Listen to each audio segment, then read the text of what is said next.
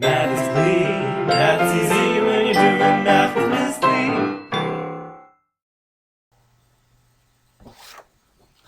Welcome to the lesson on section 8.4, Integration by Partial Fractions. In this lesson, you'll learn techniques for using polynomial long division and partial fraction decomposition to evaluate integrals. In the first example, consider the integral of 2x to the third plus 3x squared plus 7x plus 4 over 2x plus 1. When the numerator has degree greater than or equal to the degree of the denominator, we'll use polynomial long division to express the fraction as separate terms. Start by dividing the first terms and writing the quotient up top. Multiply this quotient by the divisor and write the product underneath. Subtract and bring down the next term.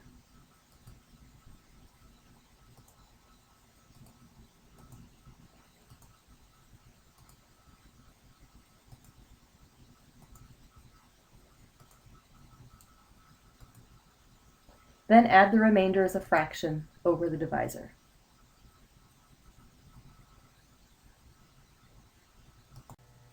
So our original rational expression is the same as x squared plus x plus 3 plus 1 over 2x plus 1. We can use the power rule to integrate the first three terms and use natural log to integrate the fraction.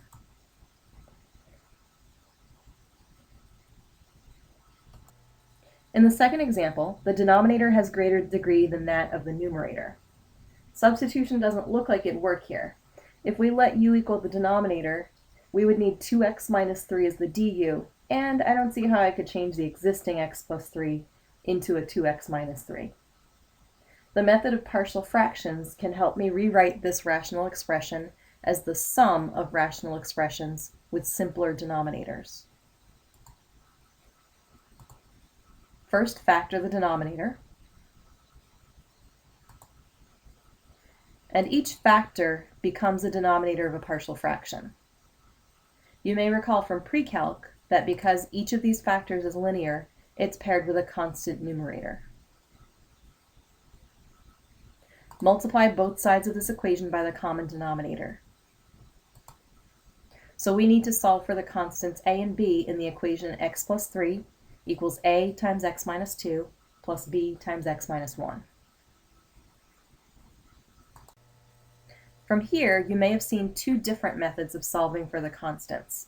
One method is to simplify the right-hand side and gather the like terms together. Instead of this, I usually prefer to substitute numbers in place of the x's, hoping to eliminate one constant and solve for the other.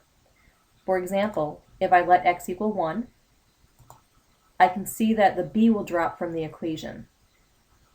1 plus 3 equals a times 1 minus 2 plus b times 1 minus 1. So a equals negative 4. Substituting 2 for x causes the a to drop from the equation, so b equals 5. Now that I know a equals negative 4 and b equals 5, I can rewrite the original rational expression as negative 4 over x minus 1 plus 5 over x plus 2. Both of these fractions have natural logs as their antiderivatives.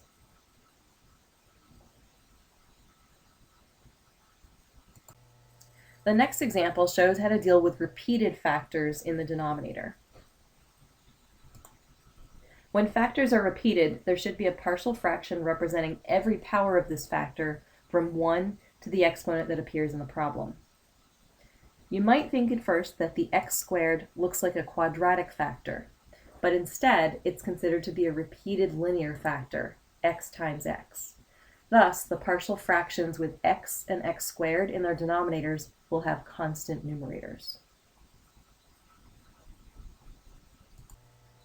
Multiplying both sides by the common denominator, I get 3x squared minus x minus 3 equals ax squared plus bx times x plus 1 plus c times x plus 1. Plugging in negative 1 for x causes the b and c to drop out, so a equals 1. Plugging in 0 for x makes a and b drop out, so c equals -3. Now I'm out of x values that cause constants to drop out of this equation, so I'll just pick another number that I think is easy to work with, like x equals 1. So when x equals 1, the left side becomes -1, and on the right, I know that a is 1, and 1 squared is 1. 1 times 1 plus 1 is 2, so the next term is 2b. We already found that c is -3, and 1 plus 1 is 2. So solving this equation for b gives me b equals 2.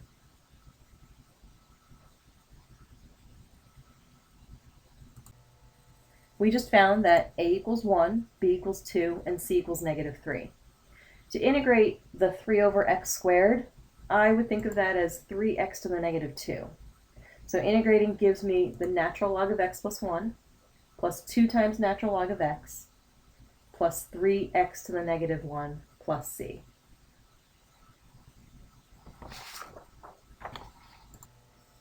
This example has a quadratic factor.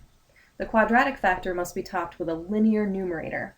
Thus my partial fractions will take on the form a over x minus 1 plus bx plus c over x squared plus 2. I get this from multiplying by the common denominator. And I plugged in 1, 0, and 2 for x to solve for the constants.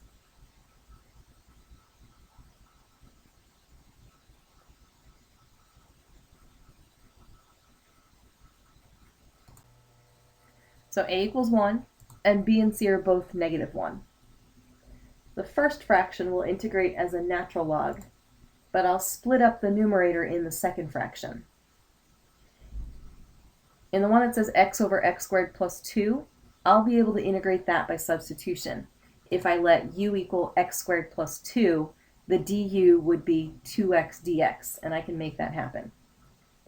In the 1 over x squared plus 2, I would apply a trig substitution using the identity 2 tan squared theta plus 2 equals 2 secant squared theta. But we won't finish the rest from here. In this example, I'll show you how to set up the partial fractions with several different types of factors. The x cubed is considered to be a repeated linear factor. So we'll need a fraction for each power from 1 to 3, and the numerators will all be constant. X plus 1 is a linear factor, so it gets a constant numerator, and x squared plus x plus 4 is a quadratic factor, so it gets the linear numerator ex plus f. The x squared plus 3 is a repeated quadratic factor, so I need to represent every power of that from 1 to 2 and top each of those fractions with a linear numerator.